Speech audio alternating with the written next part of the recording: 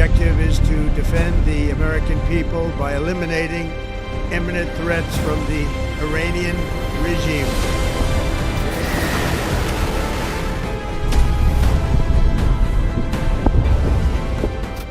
We are not defenders anymore. We are warriors.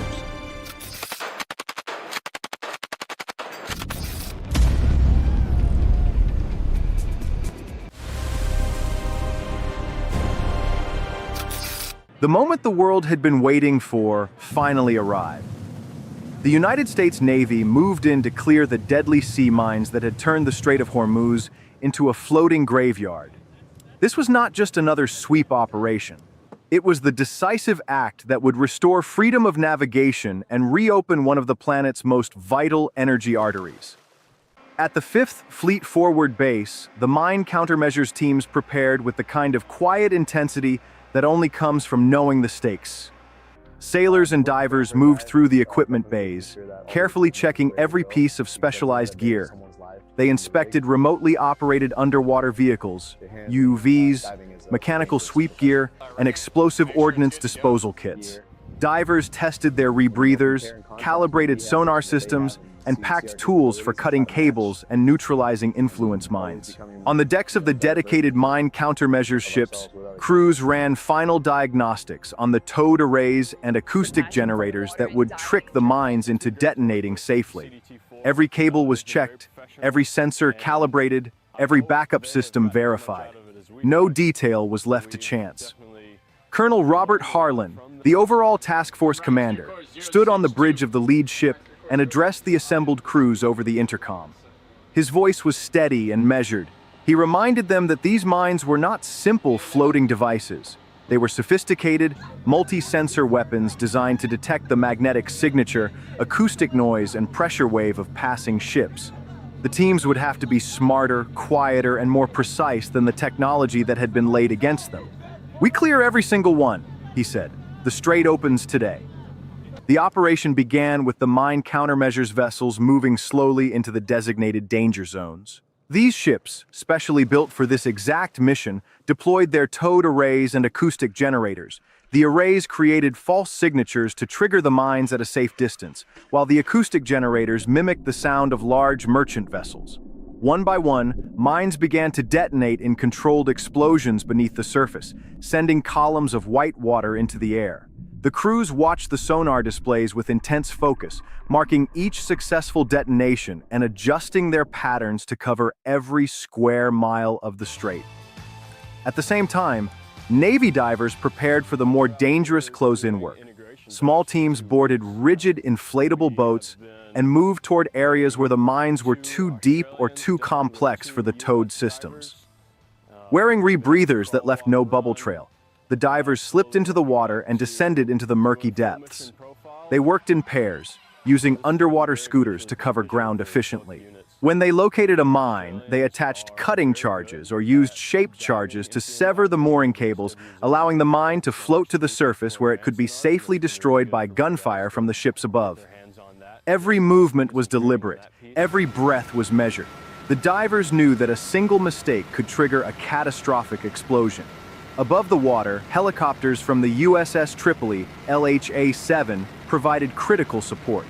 MH-53E Sea Dragon helicopters towed massive mechanical sweep gear through the water, creating pressure waves designed to trigger pressure-sensitive mines.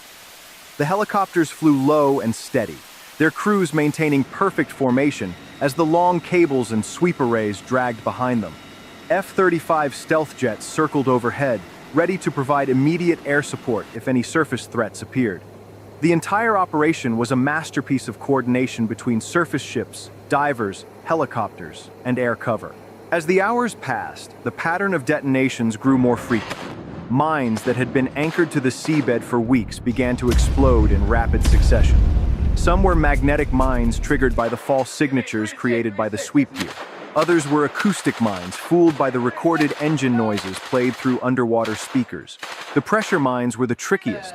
They required the helicopters to fly precise patterns at exact speeds to replicate the hull pressure of a large tanker. The teams adapted on the fly, adjusting their tactics based on real-time data from the sonar operators and divers below. Colonel Robert Harlan remained on the bridge, monitoring every feed and every report. When a particularly dense minefield was discovered near the main shipping channel, he ordered a double sweep, both mechanical and acoustic systems working together. The resulting series of explosions sent towering columns of water into the air, visible for miles. The crews cheered quietly as the sonar screens slowly began to clear.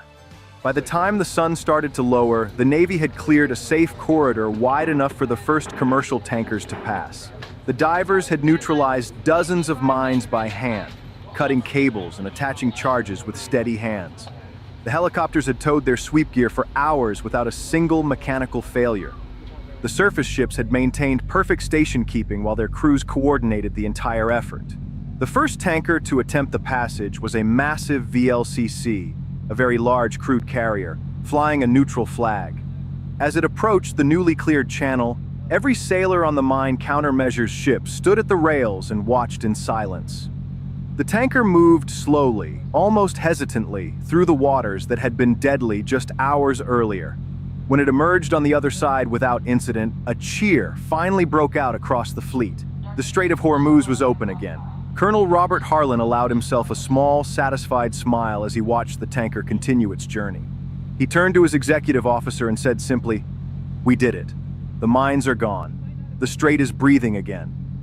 The crews began the long process of standing down, but the work was far from over. Additional sweeps would continue for days to ensure every last mine was accounted for. The divers would return to the water to verify the cleared channels. The helicopters would keep flying their patterns until the entire strait was declared 100% safe. While the immediate mine threat had been eliminated, the broader campaign was not yet finished. Preparations were already underway for the next major objective, the capture of Karg Island. The 101st Airborne Division continued to deploy in the Middle East, ready to support the final push that would remove Iran's last major economic lifeline.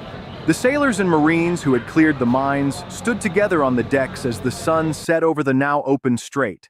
They shared quiet words, passed around water bottles, and allowed themselves a moment of pride. They had done what many thought impossible. They had removed the invisible chains that had bound one of the world's most important waterways.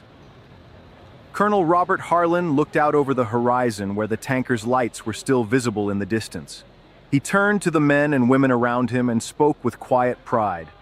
"You cleared the mines. You opened the strait. The hardest part is behind us, but the job isn't finished yet." The American flag continued to fly high over the ships that had made it possible. The final battle against the sea mines had been won, and the Strait of Hormuz was beginning to flow freely once more.